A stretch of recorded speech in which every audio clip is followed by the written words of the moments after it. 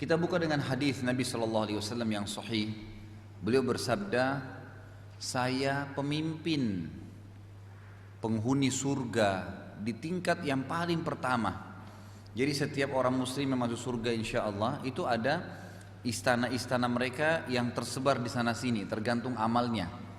Nanti kan di surga ada pintu puasa, ada pintu zakat, ada pintu sholat.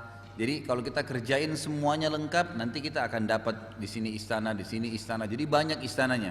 Seperti kalau di dunia orang punya banyak rumah dia bisa kunjungin, gitu kan?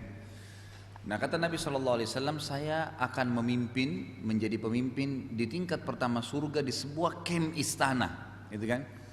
Bagi orang-orang yang meninggalkan perdebatan walaupun dia benar. Jadi kita bisa bayangkan ya, benar aja kita dilarang berdebat.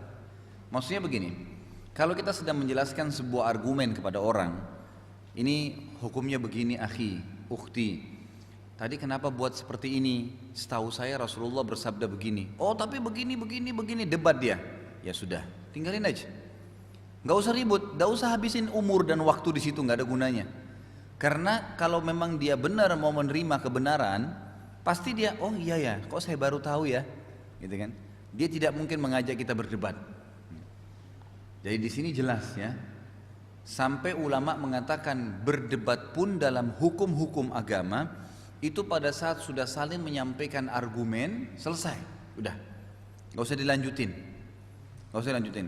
Subhanallah, tidak ada perdebatan yang dilanjutkan kecuali akan jadi masalah baru lagi. Selalu begitu. Jadi hikmah syar'i yang luar biasa. Seorang muslim bisa mengontrol lisannya, bisa mengontrol perilakunya. Tidak usah repot, karena kalau kita ikutin pertengkaran, ada orang caci maki nih, dia dapat dosa, kita balas juga dengan cacian, kita juga berdosa. Terus lama-lama apa? Makin membesar, senjata syaitan akhirnya bukan cuma mulut yang ribut, sampai tangan yang saling mukul, sampai akhirnya bisa saling membunuh. Jadi banyak dosa-dosa yang berentetan dari situ. Sebelum saya jauh lanjutkan masalah perdebatan, bantah-bantahan ini, lanjutan hadis tadi. Kata Nabi SAW, saya pemimpin di sebuah kem istana di tingkat pertama surga bagi orang yang meninggalkan perdebatan walaupun dia benar ya. Jadi dia tinggalkan jidal walaupun dia muhik, namanya dalam bahasa Arab. Muhik itu dia punya kebenaran, gitu. Udah nggak usah. Karena kalau orang itu memang mau cari kebenaran, dia tidak mau berdebat kok. Dia pasti akan mau terima masukan. Kalau kita bicara kemudian terus aja didebat sama dia, nggak ada gunanya. Untuk apa? Gitu kan? Saya kalau ingatin istri saya sekali, kemudian yang kedua dia lupa sama dia misalnya, diulangin lagi satu hal, misalnya saya nggak senang lihat sesuatu di rumah, saya bilang ini sebaiknya jangan begini. Sekali saya sampaikan, dua kali dia lakukan, maka saya cuma melihat ke arah benda itu, dia lihat berarti dia sudah tahu, udah selesai.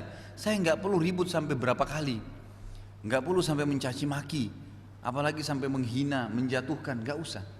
Makanya Aisyah radhiyallahu anha berkata dalam hadis Bukhari, aku mengetahui ya saking pekahnya dan saking lembutnya Nabi SAW dalam menyampaikan satu masalah dan tidak ingin berdebat, ribut.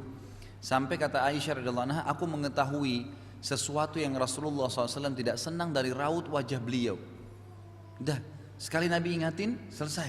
Nabi nggak akan ulangin 2-3 kali tuh, nggak mau, nggak usah. Dan subhanallah, makin kita biasakan anak kita, ya keluarga kita dengan pola ini, maka dengan sendirinya nanti akan ada kesegangan ya dalam masalah itu dan mereka tidak akan ulangin. Dibandingkan kita terus berulang-ulang, apalagi kalau ada orang hidupnya subhanallah semua perdebatan, semua ribut. Walaupun mungkin cuma masalah minuman, suami istri sudah bisa ribut, masalah makanan, masalah keluar jam berapa, untuk apa ini semua gitu. Sesuatu yang tidak perlu, bersih tegang, bantah-bantahan, akhirnya sampai bertengkar, saling caci maki, sampai ada yang mengucapkan kalimat cerai, untuk apa semua gitu. Ya, kecuali memang hal-hal yang melanggar syar'i, perceraian pun selesai. Baik, kalau begitu kamu nggak cocok sama saya ceraikan kamu. Selesai, udah, gitu loh. Kalau emang sudah sampai pada tingkat nggak bisa diperbaikin, udah selesai. Akhirnya nanti orang pun akan segan dengan kita, gitu kan? Jelas semua bahasanya sekali kita sampaikan, tapi dengan kejelasan, ketegasan, tapi bukan dengan keras.